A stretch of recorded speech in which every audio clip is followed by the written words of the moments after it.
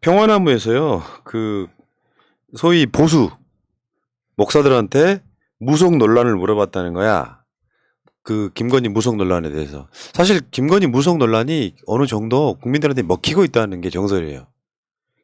조금씩 이래서는 안 되겠다 싶은 거. 어제 우리가 보여드렸었죠. 정광훈 씨 욕하는 거. 김건희한테 여기 제가 어제 보여드리고 후회를 했어요. 아무리 정광훈을 욕하려고 내가 가져왔지만 그런 개 쌍욕을 방송에서 하다니. 아니 한 번만 하면 되는데 3번을 하시더라고요. 제가 깜짝 놀라가지고 조마조마했습니다. 아, 방송 사고 아니었어요? 기계가 잘못 들어간 것 같던데 보니까. 더 골 때리는 건요. 이게 개 같은 XX 뭐 이런 욕설이었는데 더 골 때리는 건 그러면서도 윤석열은 지지해요. 대체 뭐 하자는 거냐 더 지금. 아니 자기도 사이비 종교예요. 사실 알고 보면. 아니 솔직히 말하면 뭐 사이비와 이단 그러니까 이단과 정규 이게 뭘로 구분할 수 있어? 지들 카르텔 안에 안 들어가면 정규고 뭐 그런 거야? 문제는 비상식적인 건 다 사이비예요. 비상식적인 거. 저희 이모가 성북동에 사시거든요. 여기 산악교회 옆에 사시는데 제 사촌 동생이 이제 친구들이랑 어울리기 위해서 여기를 다녔었다고 하더라고요. 근데 엄청 잘해준대요, 진짜 그 교인들한테. 계속해서 잘해주고 뭐 교회 안 가는 날도 잘해주고. 그런데 한번 교회를 안 나가기 시작하면 그때부터는 이제 공공의 적이 돼서 진짜 집단 따돌림과 괴롭힘이 시작이 된대요. 그래서 정말 무서운 곳이라고. 맞네.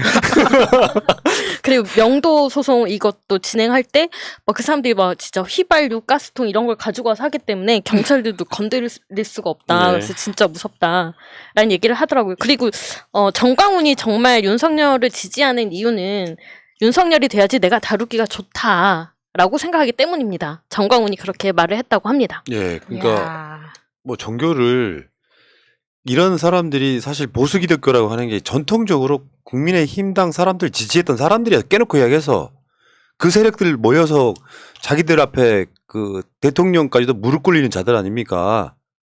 근데 이 사람들이 이 무속에 대해서 평화나무가 물어보니까 다 대부분 답변을 회피합니다. 그 이유가 뭐겠어요?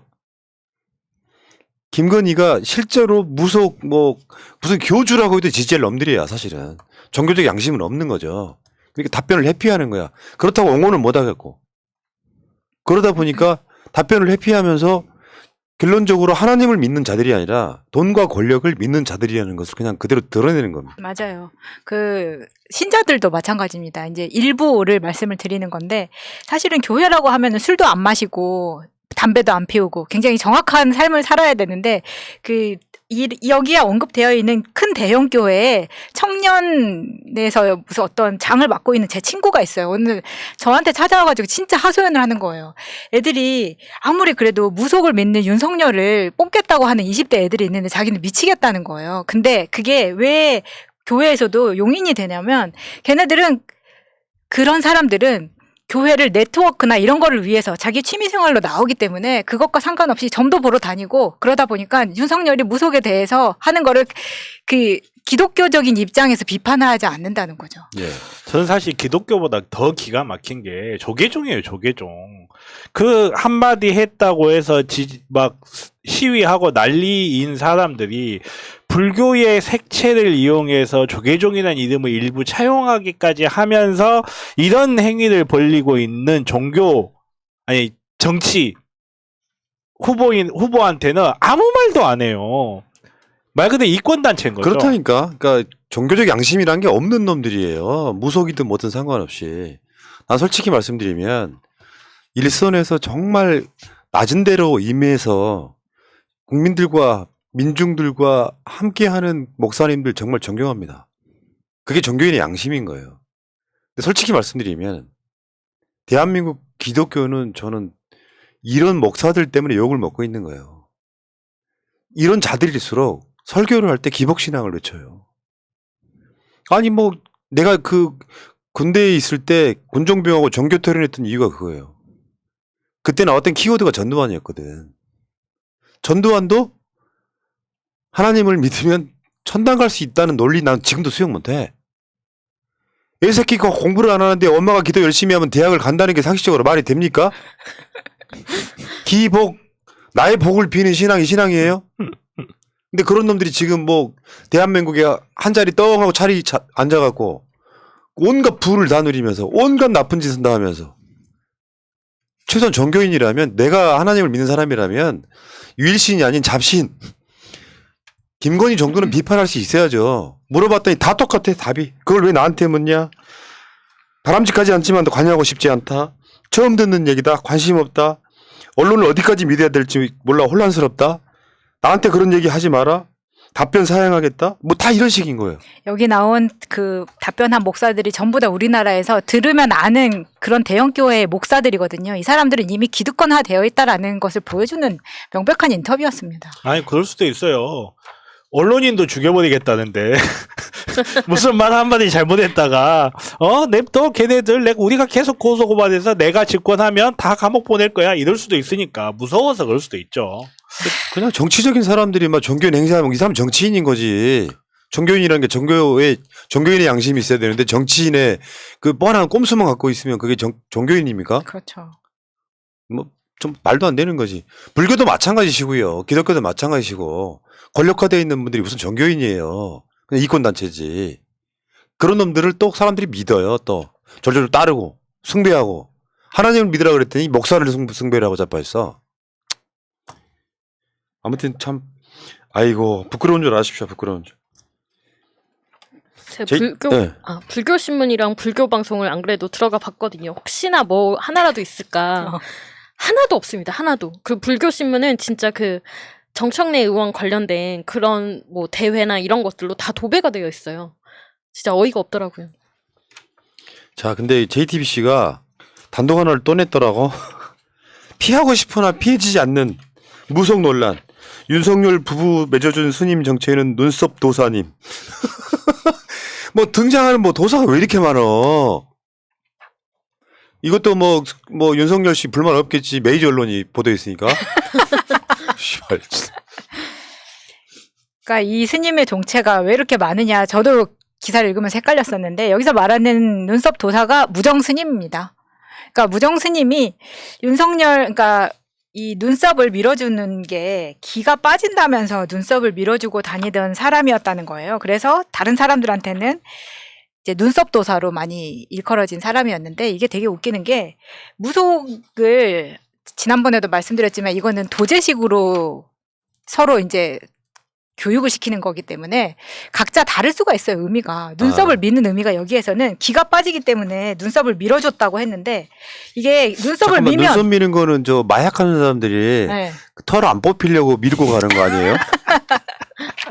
아니 여기서는 기 빠지니까 눈썹을 밀어주는데 눈썹을 밀면 기가 빠지기 때문에 밀면 안 된다고 하는 사람들도 있거든요.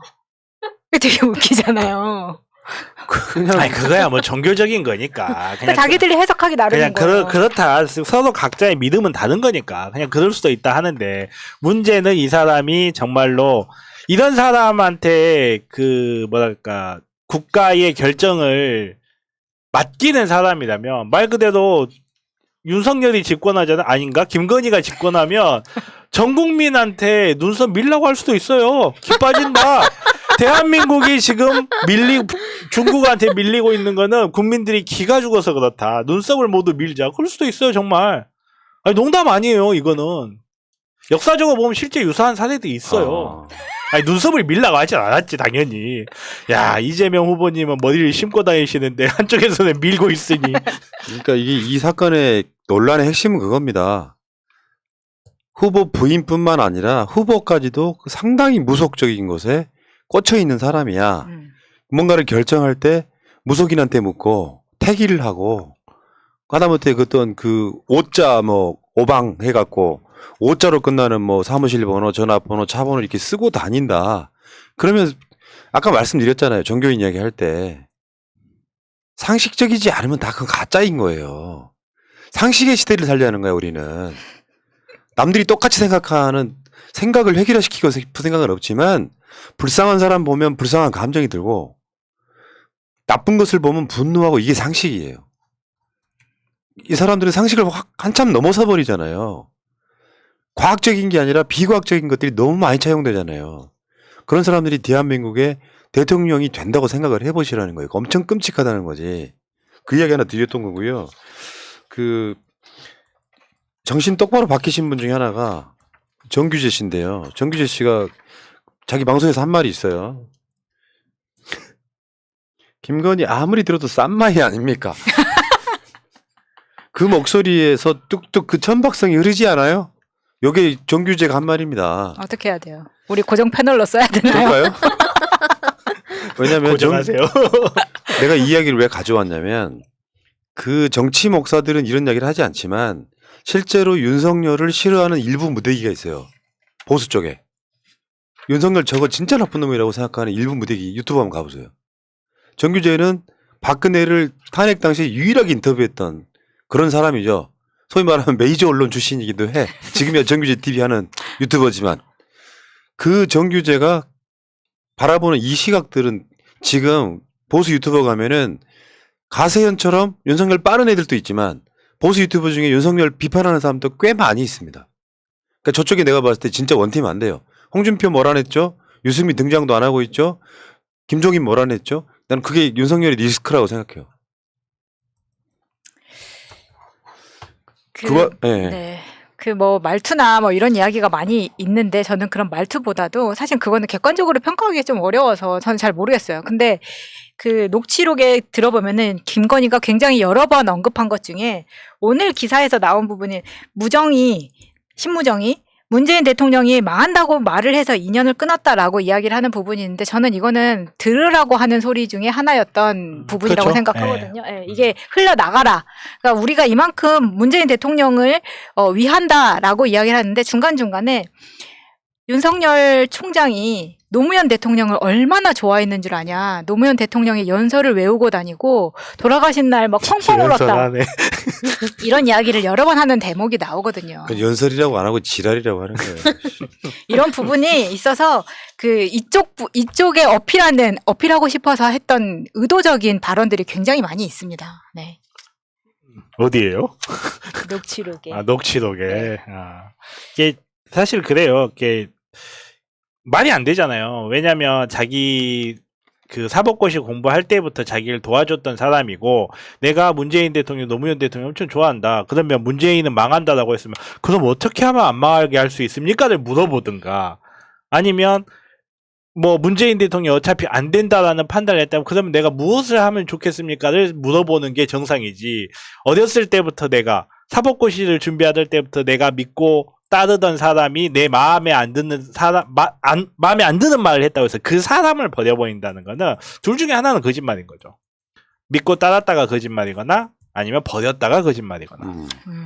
그러니까 윤석열이 전 당시 언론 플레이를 많이 했었다고 들었는데 당시에 그 청와대 출입 기자들한테 이런 얘기를 많이 하고 다녔다고 합니다. 대통령이 불쌍하다.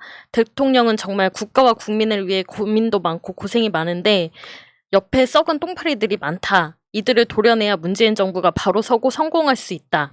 내 손에 피를 묻혀서라도 대통령을 보호해야겠다. 이런 식의 이야기들을 아, 그러고 총정직을 사퇴했구나. 기자들한테 많이 했대요. 저는 이거 자체가 그냥 조국 장관을 너무 의식하고 앞으로 내가 한 행동은 대통령 보호하기 위한 거야 라는 밑밥을 깔았던 거라고 생각을 하거든요. 그때 당시에는 민주당을 갈지 국민의힘을 갈지 저울질 하던 시절이어서 그러지 않았나. 뭐 그런 그랬을 생각도 수도 드네요. 있죠. 네. 민주당으로 가는 게 낫겠다라고 판단을 해서 들 수 있는데 저는 잘 믿기진 않아요. 사실은 그런 말을 정말로 했을까가. 그 출입 기자들한테 간접 취재한 겁니다. 간접 취재, 직접 취재를 하세요. 앞으로. 간접 취재는 뭐예요? 그 기자들과 친분이 있는 카더라죠. 사람을 위한 간접 취재 카더라요. 카더라. 아니에요. 자, 지금 무속이 그런 식으로 그냥 우리가 뭐 말 한마디 나온 것 때문에 공격하는 게 아니라 무속으로 이해하니까 저들의 행동이 다 이해되는 측면이라면 심각한 거죠. 상식과 비상식 그 보수 쪽에 또 유명한 유튜버 하나 있죠. 신혜식도 김건희 엄청 비판하더라고. 저쪽의 핵심 지지층들은 지금 상당 부분 많이 흩어져 있어요. 현실적으로 봤을 때. 이게 지금 내가 봤을 때는 윤석열 지지율이 일정 부분 높으면서 다른 세력들 다 무시 전략으로 가잖아요. 당내 홍준표, 유승민 포함, 김종인 포함, 또 그 소위 극우 유튜버들, 아까 말한 정규재, 신혜식 이런 사람들, 다 이런 사람들이 다 등을 돌리고 있다. 현실적으로. 그런 이야기고. 근데 지금 재밌는 보도가 하나 나왔었죠. 200만 무당이 여의도로 온다. 나 이게 되게 골 때리는 게요. 우리나라에 무속인이 그렇게 많았어요? 200만이 우리나라 인구의 4%가 무당이라는 소리. 대체 이게 무슨. 아니 이건 사실 적기 나름이고 200만이 모이라고 한다고 해서 모일 사람들이 아니라는 걸 익히 말씀드렸습니다. 200명 모이면 다행이죠. 200명인데 우리 눈에 안 보이는 신령들이 1인당 10,000명씩 데려와가지고 그러니까 이 기준이 신도 포함인지 실제로 무당만 얘기한 건지 모르겠는데 이거 자체가 황당한데요. 솔직히 말씀드리면 저는 이분들을 비하할 생각이 1도 없어요. 종교의 자유라니까. 이분들 무속이란 말도 싫어해. 무교라고 해. 무교. 없을 무가 아니라 우리가 무당할 때 무교라고 해. 무교. 근데 이게 자신들 비하했다고 여의도에 총집결하겠다. 200만 모이겠다. 이게 무슨. 가끔 이제 그런 말씀 하시는 분도 있어요. 그러면 정말 무당을 비하하는 거 아니냐. 뭐 이런 말 하시는 분도 있고, 무당을 믿을 수도 있어요. 그건 뭐 믿을 수도 있는 거고, 국가마다 형태가 조금씩 달라요. 말 그대로 종교적 힘에 의존하는 국가들도 현재까지도 분명히 있어요. 국민한테 종교적 자유를 보호하면서도 국가 정치와 종교가 분리되지 않은 나라들도 있어요. 그리고 정말로 나는 내가 생각했을 때 어떤 도사 혹은 어떤 신령이 영험하다고 생각해서 그것들에 따라서 나라를 움직이는 게 정당하다라고 생각할 수도 있어요. 그게 옳고 그르고의 문제가 아니고. 그러면 국민들한테 그걸 당당하게 이야기를 하라는 말이에요. 정말로 천공이 그렇게 훌륭해가지고 이 사람 말을 따랐더니 대한민국이 잘 될 것 같다. 그럼 국민들한테 당당하게 이야기를 하라고요. 그리고도 국민의 선택을 받는다면 그건 아무 문제 없다고 봐요. 그거는 그냥 국민들이 선택을 어떻게 행사했냐의 문제예요. 근데 겉으로는 과학적이고 이미 알려져 있고 검증 가능한, 반박 가능한 방법을 사용해서 국가를 운영할 것처럼 하면서 사실상의 국가 운영이나 당의 운영이나 정치 체계를 검증도 안 되고 투명하지도 않고 반박도 불가능한 일부 무당 세력한테 의존해서 국가를 이끈다는 게 문제인 거거든요. 말 그대로 예전에 그런 사람이 있었어요. 불심으로 대동단결 있었잖아요.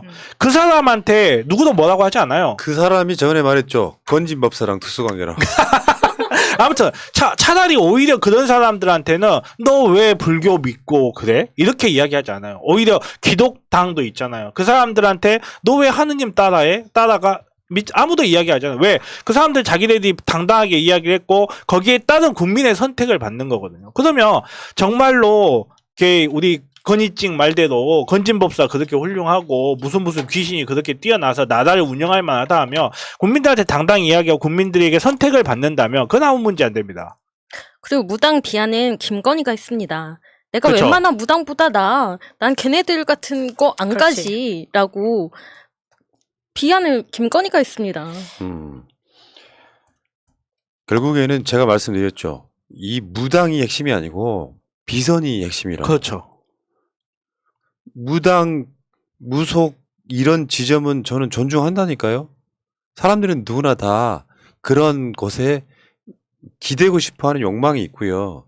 저는 이 무당을 종교적 개념도 있겠지만 한편으로 보면 전통 문화 개념으로 저는 일반 선거 캠프들이 그분들을 일종의 그 전통 문화에 관련되어 있는 분들을 선대 위에다가 이렇게 위촉하고 이러는 경우는 나쁘다고 생각하지 않습니다만 윤석열은 그런 사람들이 뒤에 있으면서 뭔가 조종당하는 그런 여러 가지 정황들이 있잖아요. 그게 문제인 거지. 무교나 무당을 우리가 비하할 생각이 없다는 말씀을 드리는 그렇죠. 거예요. 아니 투명하지 않다는 거거든. 문제는 국가 경영이 투명하지 않다. 운영이.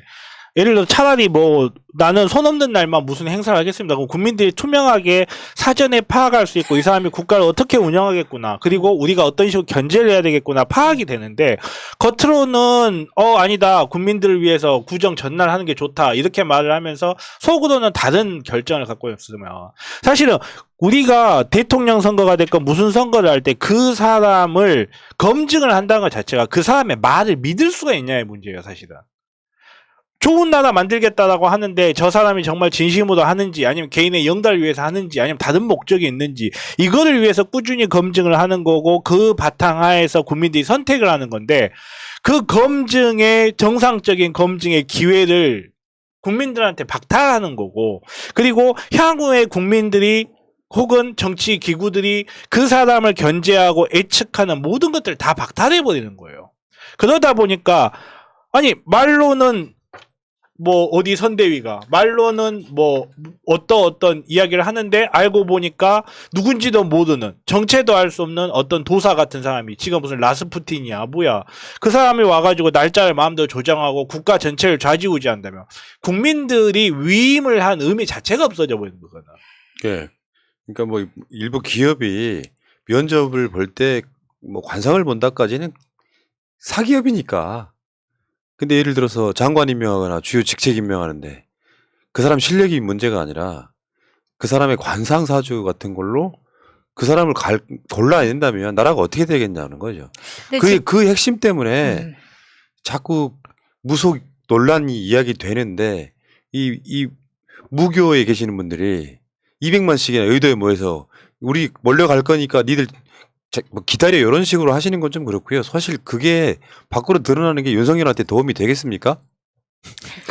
도움이 되겠습니까? 그러니까 매기는 거라니까. 아니 그래서 했으면 좋겠다고. 저거를 여의도에서 한다고 하니까 여의도 순복음 교회 앞에도 널찍하니 괜찮거든요. 아니 근데 이거 한다 그러니까 전국의 소들이 긴장하고 있어요 지금.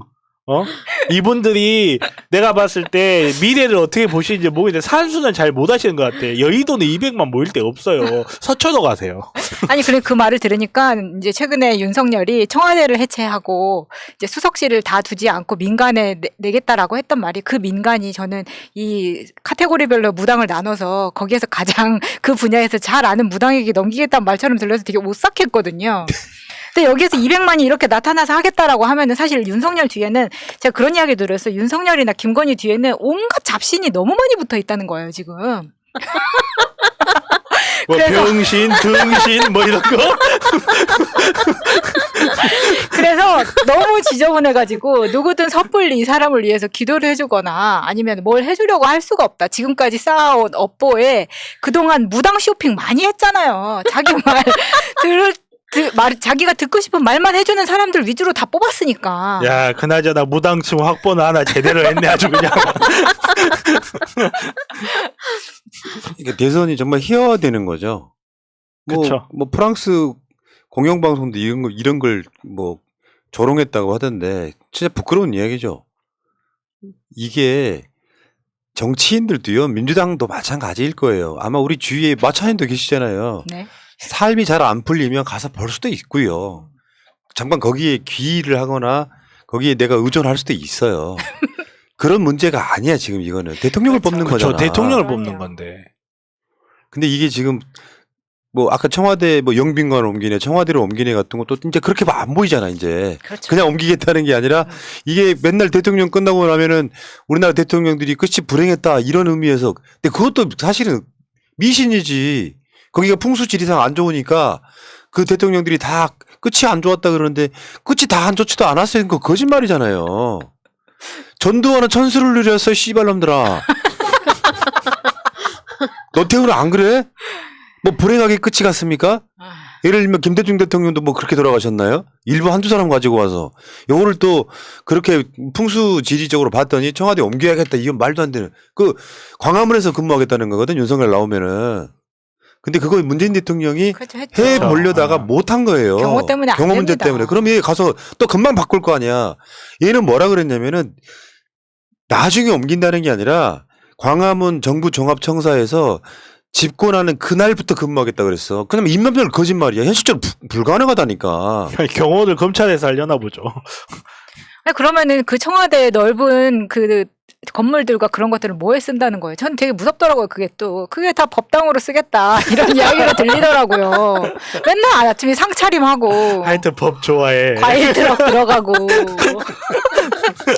어떤 사람이 우리 아버지 묘자리에 물이 흘러서 내가 안 풀린다고 제가 그 이야기를 들은 적이 있거든요. 잘 풀렸거든요. 아버지 묘 그냥 그대로 있어요. 말도 안 되는 소리 하고 있어. 그대로 둬서 잘 됐네. 네. 우리 엄마 맨날 무슨 아침에 뭐 전화해가지고 오늘 꿈자리가 사납다 조심해라. 그럼 찝찝하기만 해. 아무것도 못했어. 좀 제발 이게 일종의 징크스를 넘어서 삶이 돼버리면 삶 자체가 불행해져요. 맞습니다. 전 자기 전에 항상 별자리 운세를 체크합니다. 해 뜰 때 주무시잖아요. 적당히들 하세요. 뭐 종교라는 것 충분히 존중을 합니다만 이게 국가 영역으로 들어오면 큰일 난다. 난 이렇게 일단 보시고요.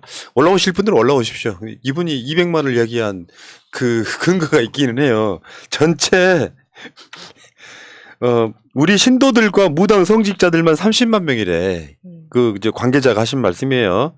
한 명이 5명을 데리고 오면 150만 명이고 10명을 데리고 오면 300만이다. 그러면서 숫자를 부풀리기를 하시는 거야.